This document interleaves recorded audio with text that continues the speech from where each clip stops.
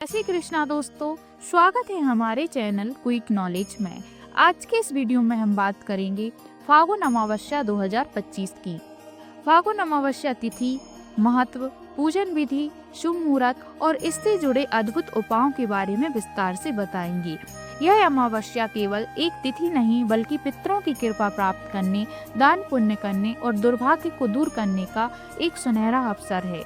इस वीडियो को अंत तक देखें क्योंकि अंत में हम आपको एक पौराणिक कथा भी सुनाने वाले हैं जो इस दिन की महिमा को और अधिक बढ़ा देगी। तो आइए सबसे पहले जानते हैं फागुन अमावस्या तिथि और शुभ मुहूर्त। फागुन कृष्ण पक्ष की अमावस्या तिथि 27 फरवरी को प्रातः 8:54 पर शुरू होगी और 28 फरवरी को प्रातः 6:14 पर समाप्त होगी। इस अमावस्या का पुण्यकाल 27 फरवरी को रहेगा, इसलिए 27 फरवरी को ही अमावस्या मनाई जाएगी। शुभ मुहूर्त।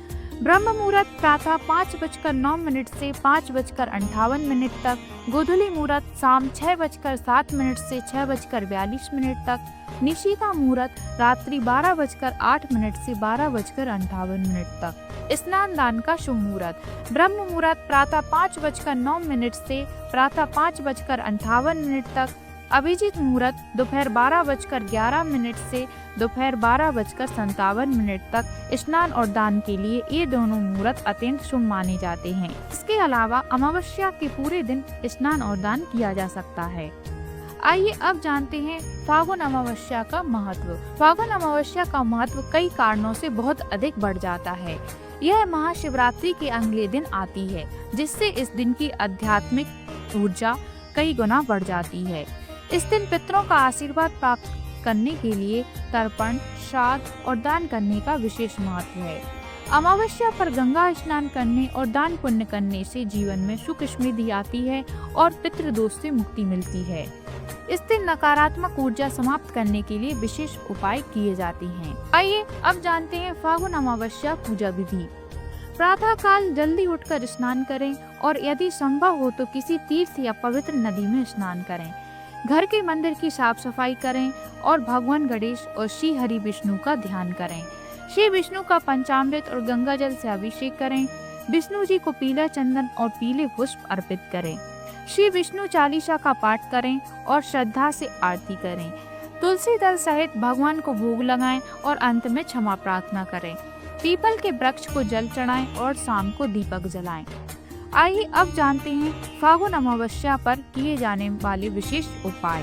पितृदोष से मुक्ति के लिए इस दिन काला तिल जल में डालकर स्नान करें और तर्पण में तिल व कुसा का उपयोग करें। घर की नकारात्मक ऊर्जा समाप्त करने के लिए फिटकरी का एक टुकड़ा लेकर पूरे घर में घुमाएं और फिर इसे लाल कपड़े में बांधकर मुख्य द्वार पर लटका दें। कर्ज से मुक्ति पाने के लिए उपाय। फिटकरी और सिंदूर को पान के पत्ते में बांधकर पीपल के पेड़ के नीचे दबा दें। धन की समस्याओं के समाधान के लिए उपाय। गाय के गोबर से बने कंडे को जलाकर उसमें घी और गुड़ की धूप दें और पितृ देवताभ्यो अर्पण मस्तु मंत्र का जाप करें। भाग्य में वृद्धि के लिए उपाय। गाय, कौवे और कुत्ते को भोजन कराएं, इससे पितृ प्रसन्न होते हैं और वंश वृद्धि का आशीर्वाद मिलता है। आइए अब शुरू करते हैं फागुन अमावस्या कथा। एक दीन ब्राह्मण परिवार था जिसमें पति पत्नी और उनकी एक पुत्री थी। उनका जीवन सामान्य चल रहा था। वर्ष बीतते गए और पुत्री भी धीरे धीरे बड़ी होने लगी। बढ़ती आयु के साथ उसमें स्त्रियों के गुणों का भी विकास होने लगा था।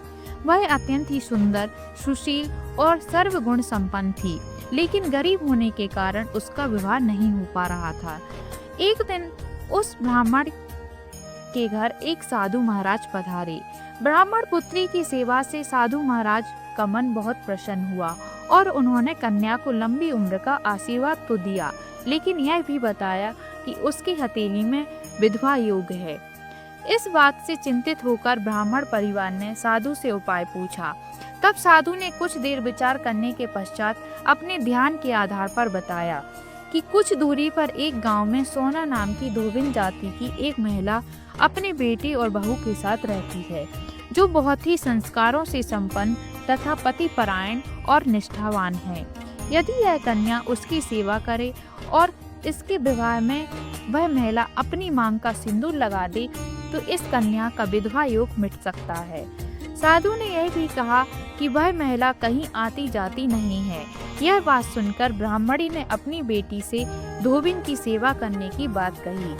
अगले दिन कन्या प्रातः काल उठकर सोना धोबिन के घर चली गई और फिर प्रतिदिन वह धोबिन के घर की साफ सफाई और अन्य सारे कार्य कर अपने घर वापस आ जाती। एक दिन सोना धोबिन अपनी बहू से पूछती है कि तुम तो सवेरे उठकर सारे काम कर लेती हो और पता भी नहीं चलता। तब बहू ने कहा, माँ जी, मैंने तो सोचा कि आप ही प्रातः उठकर सारे काम खुद ही खत्म कर लेती हैं। मैं तो देर से उठती हूँ। इसके बाद दोनों सास बहू निगरानी करने लगी कि कौन है जो सवेरे ही घर का सारा काम करके चला जाता है। कई दिनों बाद धोबिन ने देखा कि एक कन्या प्रातः घर में आती है और सारे काम करने के बाद चली जाती है। जब वह जाने लगी तो सोना धोबिन उसके पैरों में गिर पड़ी और पूछने लगी कि वह कौन है जो इस प्रकार छुपकर उसके घर में काम करती है। तब कन्या ने साधु द्वारा कही गई सारी बात बताई। सोना धोबिन पतिपरायण थी, उसमें तेज था, इसलिए वह इस बात के लिए मान गई। सोना धोबिन के पति थोड़े अस्वस्थ थे, इसलिए उसने अपनी बहू से अपने लौट आने तक घर पर ही रहने को कहा। सोना धोबिन ने जैसे ही अपनी मांग का सिंदूर उस कन्या की मांग में लगाया, उसके पति की मृत्यु हो गई। थोड़े समय बाद उसे इस बात का पता चला। वह घर से निर्जल ही चली थी। यह सोचकर कि रास्ते में कहीं पीपल का पेड़ मिलेगा तो उसे भवरे देकर उसकी परिक्रमा करने के बाद ही जल ग्रहण करेगी। उस दिन अमावस्या थी। ब्राह्मण के घर मिले हुए पकवान की जगह उसने ईंट के टुकड़ों से 108 बार भवरे देकर पीपल के पेड़ की 108 बार परिक्रमा की और उसके बाद जल ग्रहण किया। ऐसा करते ही उसका पति वापस जीवित हो गया। इसलिए माना जाता है कि इस दिन व्रत आदि करने से पुण्य फल की प्राप्ति होती है। फागुन अमावस्या एक अत्यंत शुभ और पवित्र तिथि है। इस दिन किए गए पुण्य कर्म, दान और विशेष उपाय अकाल मृत्यु, कर्ज, पितृदोष और आर्थिक तंगी जैसी समस्याओं को समाप्त कर देती हैं। अगर आपको यह जानकारी पसंद आई हो तो इसे लाइक करें, शेयर करें और हमारे चैनल को सब्सक्राइब करें। आशा करते हैं दोस्तों आपको हमारी जानकारी पसंद आई होगी। धन्यवाद।